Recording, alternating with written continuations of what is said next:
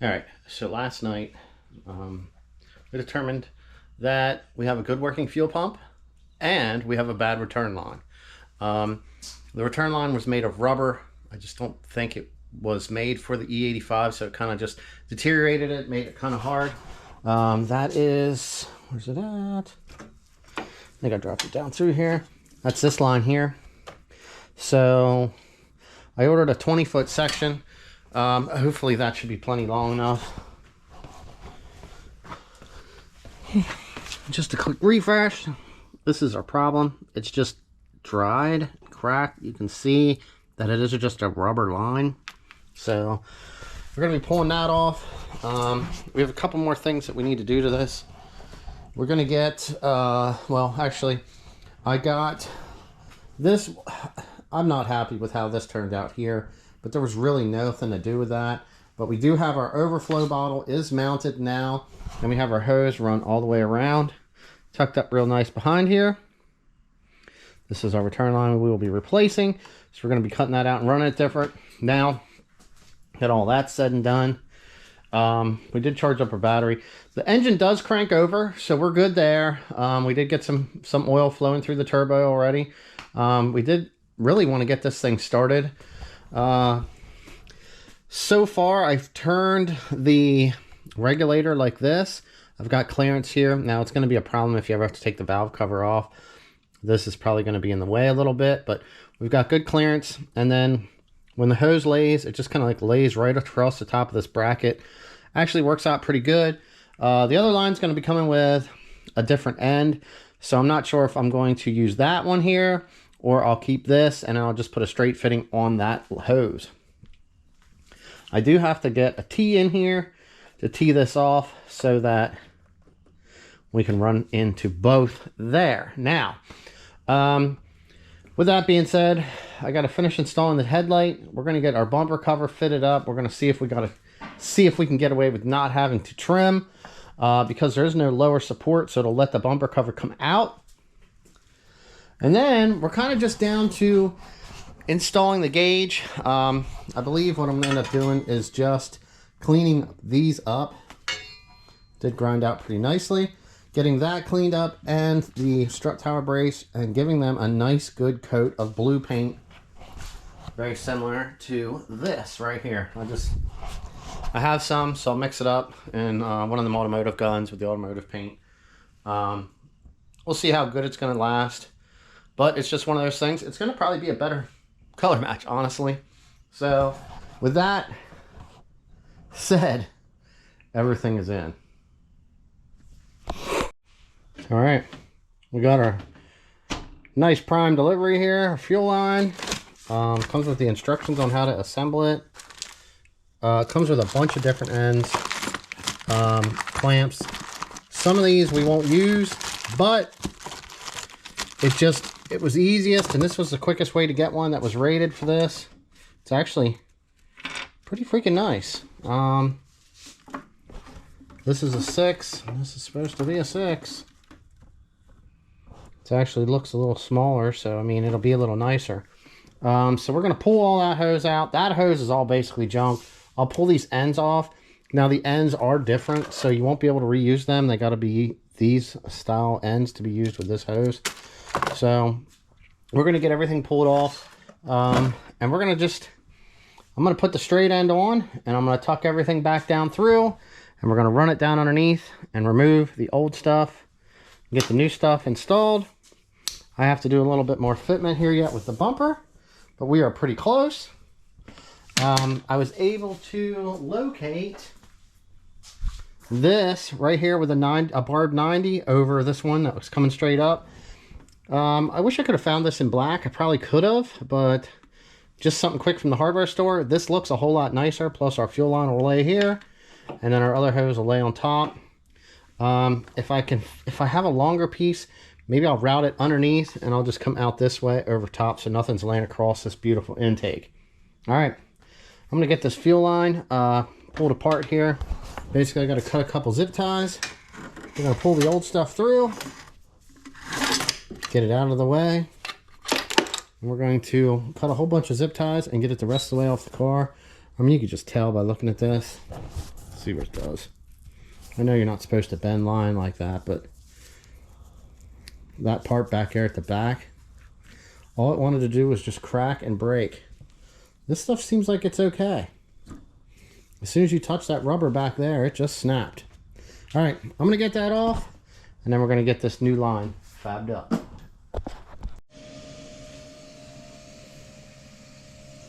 All right, so very nice fit.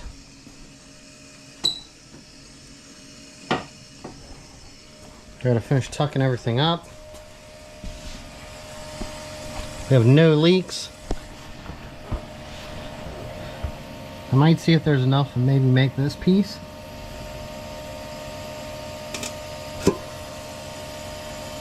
But man, we're ready to at least possibly give this thing a test fire.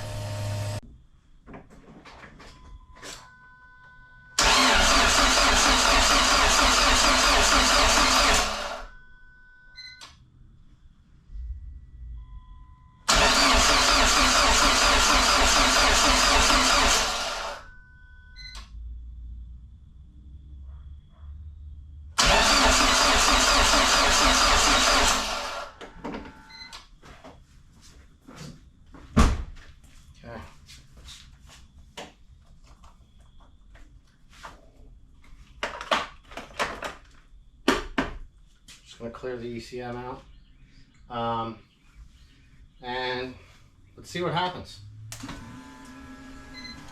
Keys on.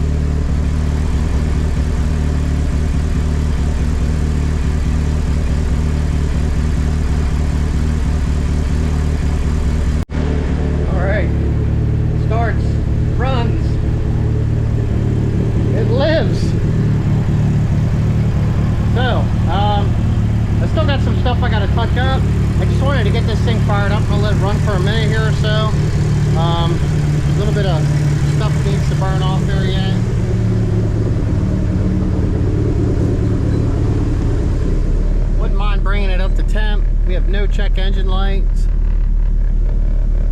oil pressure, wide band, everything's working like it should.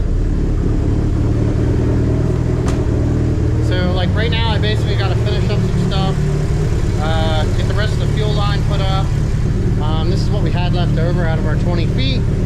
Like I said, I might try to make a piece for the feed side here real quick.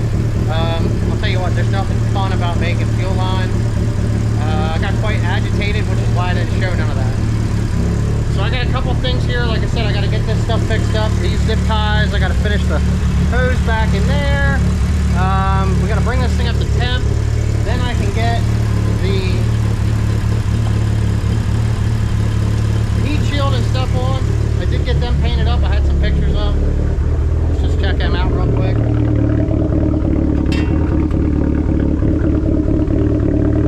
That'll look pretty good.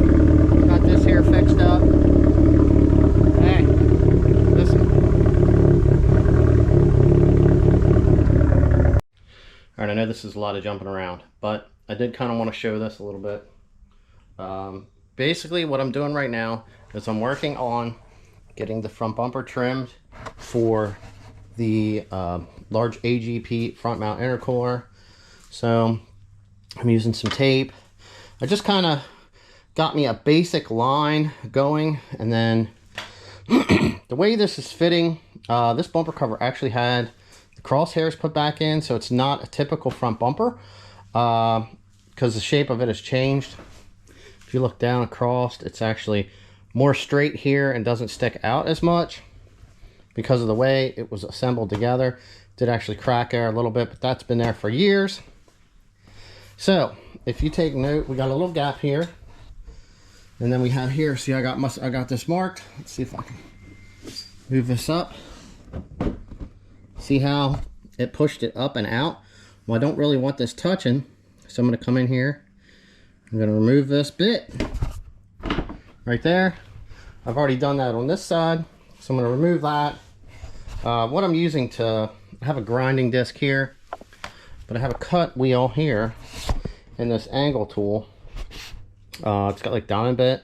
Works good for plastic and stuff like that, but it works really good for this. It does make a mess though. I did sweep this up. Ends up coming off kind of stringy. So I'm going to trim this stuff. I just wanted to illustrate that and show that in there. But we are really close on both sides. I think I'm at test fit 6 or 7 maybe, but like you can tell, we took from here all the way to here off. You'll be able to see it more. I actually probably took too much off here, so I don't know, maybe I'll come over here on this side and take a little bit off on that side just to try to make them match a little bit. Like I said, I want it to be as nice as possible, but I'm not as worried, being that this is not a perfect bumper. But like I said, I still want to get it to look as best as I can. And like I said, I did straighten this out some. I'll probably have to come here maybe a little bit. Maybe I'll try measuring it on that side, but it's just like I said, it's so weird of a shape right there. But I am trying to keep it straight with the intercooler. So I'll show you what the finished product looks like.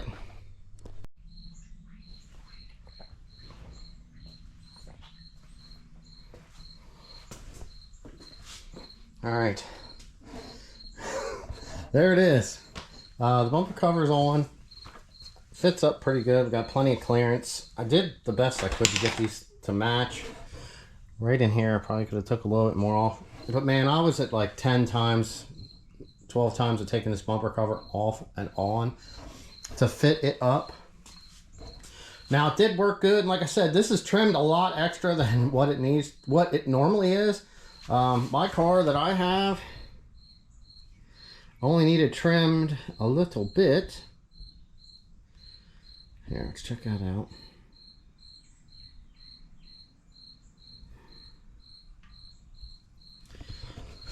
So, right there, that's my passenger side. Well, maybe that was the driver's side. That's the passenger side. Got 2 passenger side. Right, there's the driver's side. You can see mine's trimmed to very little, but mine was an actually pretty decent bumper cover. Somebody did a pretty good job when they installed that one on my car. Everything is pretty much together right now. I got to put the springs on the blanket, and then we got to install the gauge slash boost controller, and we have to fix this little piece right here. But other than that, we're done. We are done with the Blue Nightmare. I'm going to do a video on the installation of the gauge, and then we can get this stuff in, and it'll make it look a whole lot better. I plan to, hopefully if I get that stuff done here yet today, pull this thing out, get a wash, bring it through another temperature cycle one more time, double check everything, look for leaks, check for coolant leaks, just do the once over. Maybe I'll even take it for a little putt down the road. But man, this thing is ready to hurt some feelings.